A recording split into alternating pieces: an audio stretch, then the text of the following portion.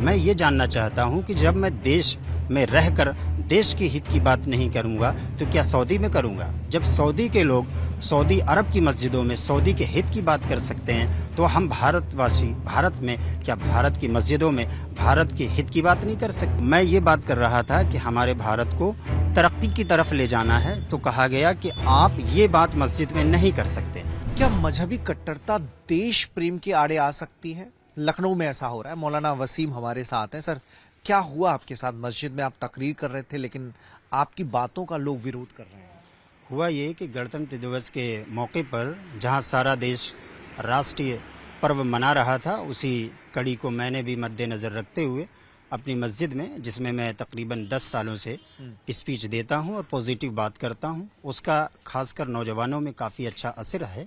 और मेरी ये सोच होती है कि जब डॉक्टर APJ अब्दुल कलाम इस समाज से होकर इज्जत पा सकते हैं तो हम क्यों नहीं इज्जत पा सकते हैं।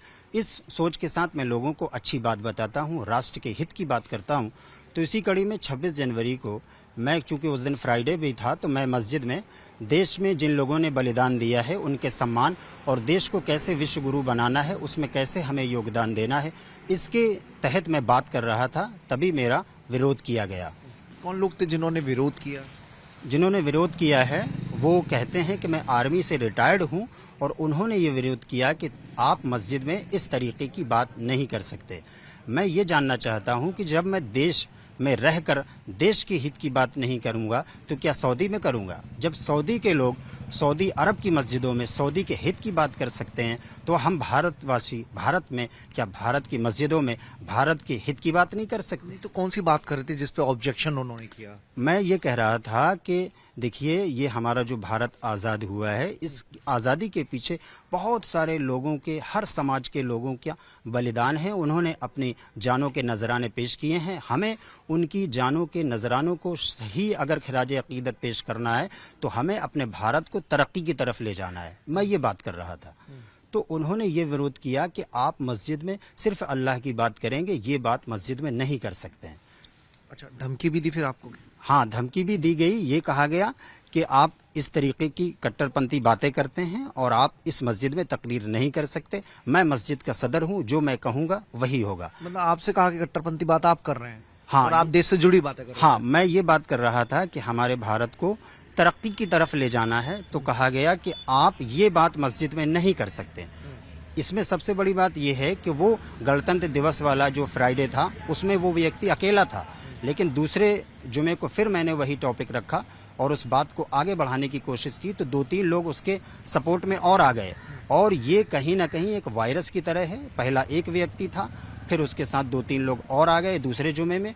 अगर इस पर कड़ी कार्रवाई नहीं होती है तो ये वायरस काफ़ी दूर तक फैल जाएगा, जो हमारे भारत को विश्व गुरु बनाने में पूरी तरह बाधा डाल सकता है। इसलिए मैं शासन और प्रशासन से ये मांग करूंगा कि इनके खिलाफ सख्त से सख्त कार्रवाई होनी चाहिए और इनकी जो जगह है वहां पहुंचना चाहिए। सब क्या आपने इस बारे में कोई शिकायत भी की थाने में और बाकी जगह कहीं? मैंने CM पोर्टल पर शिकायत की थी तो माननीय अधिकारियों का फ़ोन आया था मुझ पर, तो मैंने कहा कि इनको रोक दिया जाए कि ये इस तरीके की बात करने पे बाधा न डालें। तो मैंने इस तरह कहा था और मुझे विश्वास है कि पुलिस ने अपना काम किया होगा, लेकिन फिर भी वो व्यक्ति इस जुमे को भी नहीं माना और उसने मुझे रोका भारत के हित में स्पीच देने से। अच्छा, तो आपको कोई सुरक्षा या इस तरह की चीजें कि आप अटैक वटैक इस तरह का कुछ?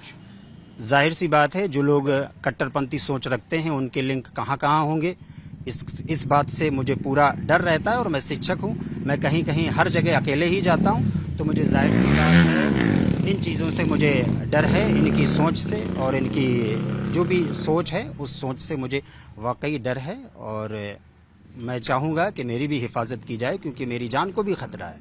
ऐसे लोगों पर एक्शन लिया जाना चाहिए? बिल्कुल एक्शन लिया जाना चाहिए और देर भी नहीं करना चाहिए, क्योंकि देर करेंगे तो ये सोच और डेवलप होगी, ये वायरस और फैलेगा और ये एक दागी टमाटर की तरह हैं, तो ये समाज में बहुत सारे लोगों के जहन को दागदार कर सकते मतलब हैं। क्या इन दिनों जो चीजें चल रही हैं, जैसे राम मंदिर का प्राण प्रतिष्ठा हुई, ज्ञानव्यापी का मामला चल रहा है, क्या ये कुछ इस तरह का माहौल है, कुछ उग्र स्वभाव में है, उसके चलते ये रिएक्शन देखने को मिल रहा है? क्या ऐसा महसूस करते हैं आप? हाँ, असल में होता क्या है कि आदमी को जब बहुत ज़्यादा जानकारी नहीं होती है और वो अपनी जगह पर बस अपने ही में गुम रहता है, तो जब वो दुनिया को नहीं देखता है तो वो अपनी जो एक सोच है, जो उसको बचपन से बता दी गई या कट्टर वाली जो सोच है, जब तक आदमी पढ़ेगा नहीं तो वो सोच में वो रहेगा ही, ऐसा मुझे भी लगता है।